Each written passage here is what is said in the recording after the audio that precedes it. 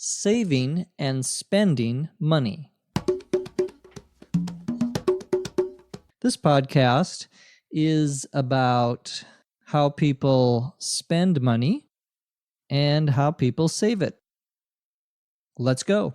In my family, there are penny pinchers and spendthrifts and everything in between. My brother Frank has the reputation for being stingy with money. He likes to save up and only spend when he has to. I bet he has a lot stashed away. He's careful with money, but he does spend it when he thinks it's necessary, and his wife and kids are very comfortable. On the other hand, my brother Jack is known as a spendthrift. It's not that he's a big spender or a high roller. It's just that he's not very careful with money and doesn't think it's that important. When he has it, he doesn't think twice about spending it. With his friends, he's generous to a fault. So, what am I? A penny pincher or a spendthrift? I guess I'm a little of both. It depends on who's asking and how much they want to borrow.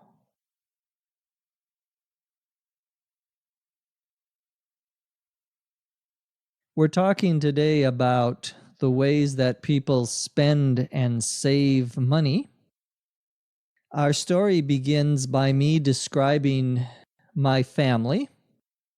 I say in my family there are penny pinchers and spendthrifts and everything in between.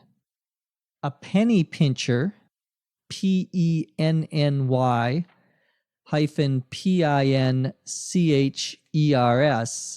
penny pinchers, plural, penny pincher without the S, singular.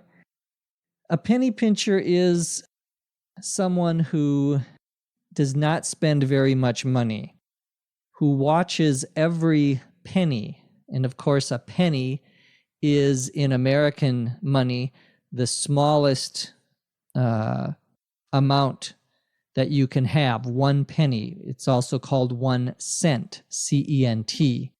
It's 1/100th of a dollar.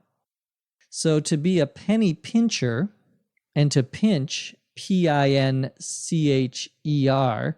here means to save.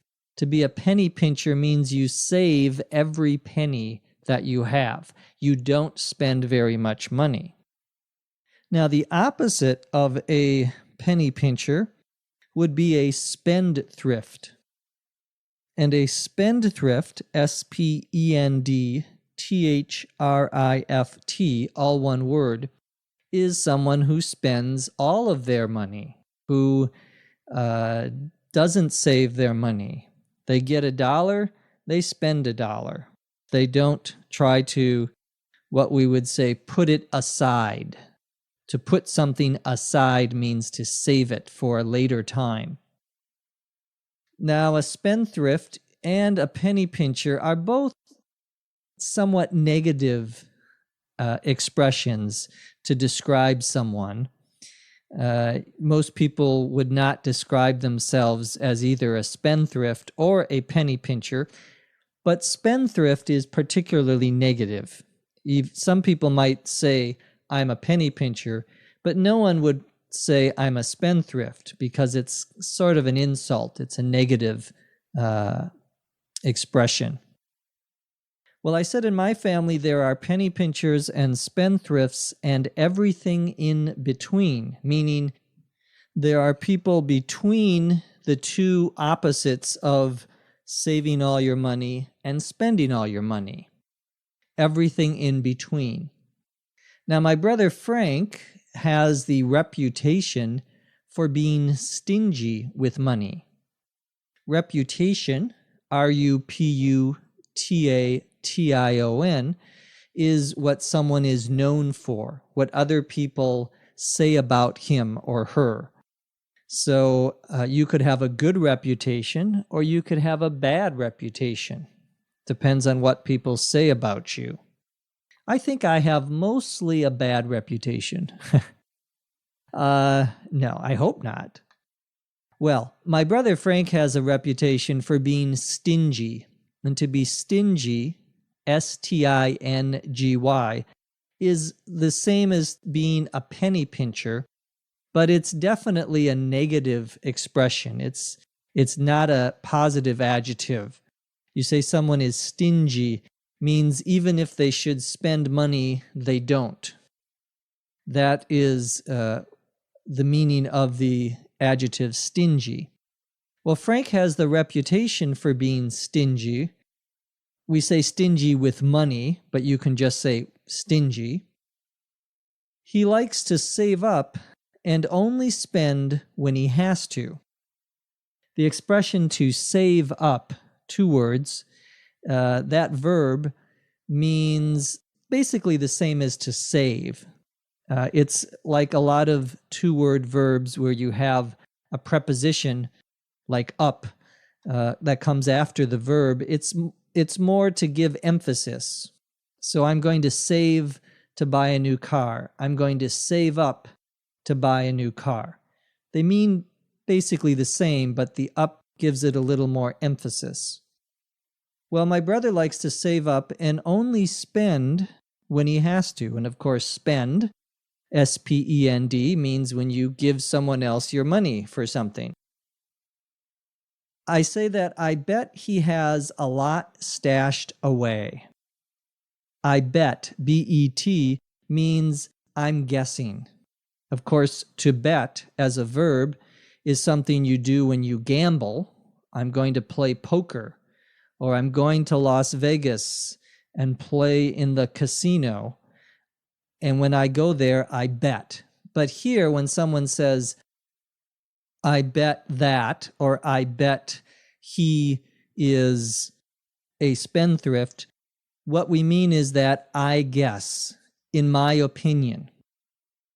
Well, I say that I bet my brother has a lot stashed away. To stash, S-T-A-S-H, away, is a verb which means to save, but usually to save a large amount of something, and you're saving it for a long period of time.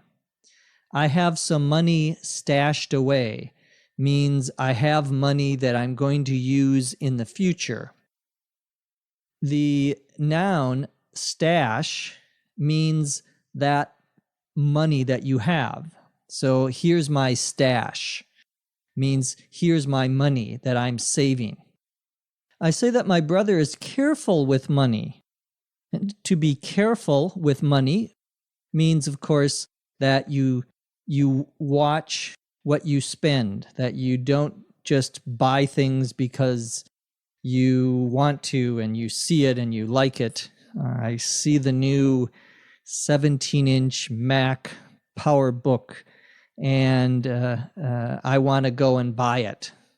But if I'm careful with my money, I wait, or I'm very slow to buy something.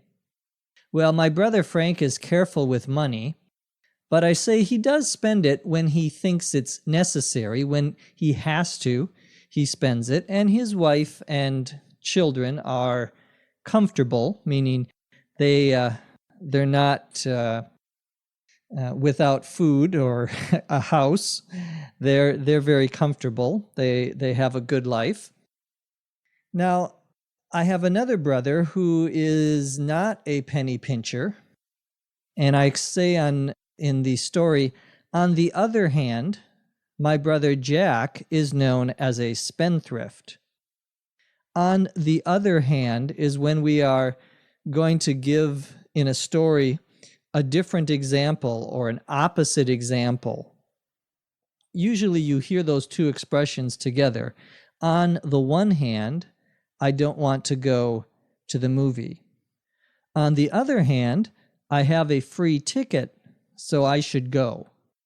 So when you're comparing two different things that are different or opposite, well, I say, on the other hand, my brother Jack is known as a spendthrift, someone who spends a lot of money. It's not that he's a big spender or a high roller. When we say someone is a big spender, we mean, you can guess, that they spend a lot of money. A high roller, high, H-I-G-H, roller, R-O-L-L-E-R. A high roller is an expression that comes from gambling. When you gamble, for example, in Las Vegas or in Monte Carlo or other places, many times you gamble by rolling the dice, two little squares that have numbers on them, right? We call those dice, D-I-C-E. Well, you roll the dice, you throw the dice down. The most famous game for that is called craps, C-R-A-P-S, which is kind of a strange word in English, but that's what it's called, craps. Well, someone who's a high roller is someone who spends a lot of money, either by gambling or by going out and spending their money to buy different things. And it's a term that means the person isn't very good with money. Usually they'll spend a lot of money. That's a high roller. Now, it's not necessarily a negative term. If you are rich, you can be a high roller. You can spend a lot of money because you have a lot of money. Well, I say that it's not that my brother is a big spender or a high roller. It's just that he's not very careful with money. Notice the expression, it's not that, it's just that. When we are explaining something to someone and you want to give them the reason why something happened or why someone did something, you can start by giving them something that isn't true. It's not that I don't like Tom Cruise. It's just that I think he's not the best person to marry. That would be an example. It's not that, it's just that. So when you say it's just that, you're giving the real reason, the true reason. And when you say it's not that, you're saying what isn't true, what you don't believe is true. Well, my brother is not careful with money. He doesn't think that being careful with money is important. When he has it, meaning when he has money, he doesn't think twice about spending it. The expression to think twice, T-W-I-C-E, 2 times, to think twice, means to be careful, to think about something before you make a decision, before you take an action. So someone may say to you, think twice about not going to school today because there's a big test. And if you don't go, you will get a poor grade. The expression, he doesn't think twice, don't think twice means they don't think about it at all. They just go ahead and do whatever it means. It's a neutral expression. It's neither positive nor negative. Someone says, don't think twice about calling me for help, means don't worry, you can call me for help anytime. Well, here I say that my brother doesn't think twice about spending his money. With his friends, I say, he's generous to a fault. To be generous, G-E-N-E-R-O-U-S, means that you give someone money or time or something that will help them. Someone who is generous gives other people money who need help. The expression to be generous to a fault, F-A-U-L-T, means basically that they are very generous, that they help everyone that they can. He's generous to a fault. He likes to help everyone who needs help. And that's what the expression means here. Well, I end the story by asking what I am. Am I a penny pincher or a spendthrift? And I say I'm a little of both. Means, of course, I'm partly a penny pincher and I'm partly a spendthrift. It depends on who's asking and how much they want to borrow. Means it depends on who's asking me for money. To borrow, B-O-R-R-O-W, means that you ask someone else for money. So it depends on who wants money from me. I might be a spendthrift if I like them, and I might be a penny pincher if I don't. Now let's listen to the story, this time at a native rate of speech. In my family, there are penny pinchers and spendthrifts and everything in between. My brother Frank has the reputation of being stingy with money. He likes to save up and only spend when he has to. I bet he has a lot stashed away. He's careful with money, but he does spend it when he thinks it's necessary, and his wife and kids are very comfortable. On the other hand, my brother Jack is known as a spendthrift. It's not that he's a big spender or a high roller. It's just that he's not very careful with money and doesn't think it's that important. When he has it, he doesn't think twice about spending it. With his friends, he's generous to a fault. So what am I? A penny pincher or a spendthrift? I guess I'm a little of both. It depends on who's asking and how much they want to borrow. The script today was written by Dr. Lucy Say. We thank her as always. Remember to visit our website at eslpod.com for the script for today's podcast and more information about ESL Podcast. From Los Angeles, California, I'm Jeff McQuillan. Thanks for listening.